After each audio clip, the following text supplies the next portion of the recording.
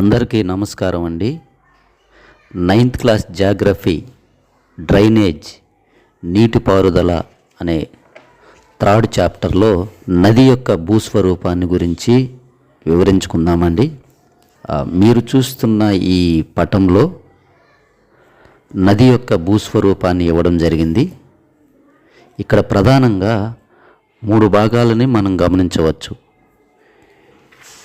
ఈ మొదటి భాగాన్ని ఎగువ ప్రవాహం అప్పర్ కోర్స్ అంటారు. ఈ మధ్య భాగాన్ని మధ్య ప్రవాహం మిడిల్ కోర్స్ అని, ఈ దిగువ భాగాన్ని దిగువ ప్రవాహం లోయర్ కోర్స్ అంటారు. ఈ ఎగువ భాగం యొక్క ప్రత్యేకత ఏంటి అంటే, ఇక్కడ నది జన్మిస్తుంది. రెండవదిగా నది యొక్క ప్రవాహ వేగం పెరుగుతుంది. ఎప్పుడైతే నది యొక్క ప్రవాహ వేగం పెరిగిందో అక్కడ తీవ్రమైన క్రమక్షయం జరుగుతుంది.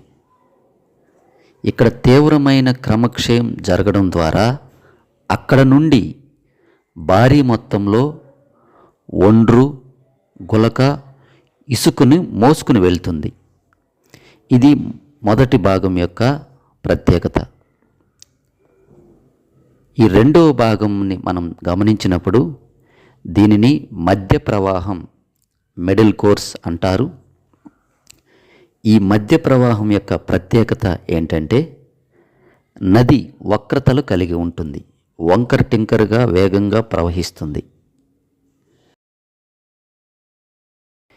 ఈ మూడవ భాగాన్ని మనం గమనించినప్పుడు దీనిని దిగువ ప్రవాహం లోయర్ కోర్స్ అంటారు.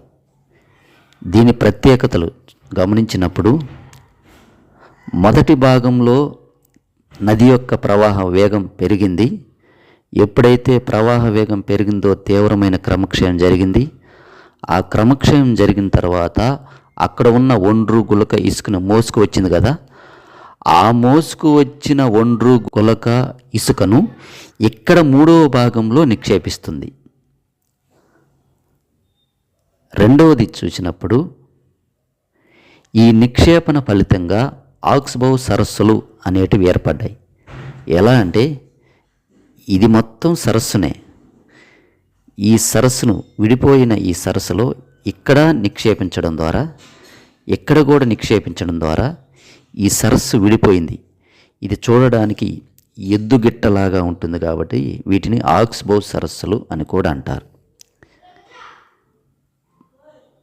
అంతేకాకుండా ఇక్కడ మూడవ భాగంలో నది సముద్రంలో కలుస్తుంది కాబట్టి ఈ నది సముద్రంలో కలిసే ప్రదేశంలో డెల్టాలు అనేటివి ఏర్పడతాయి.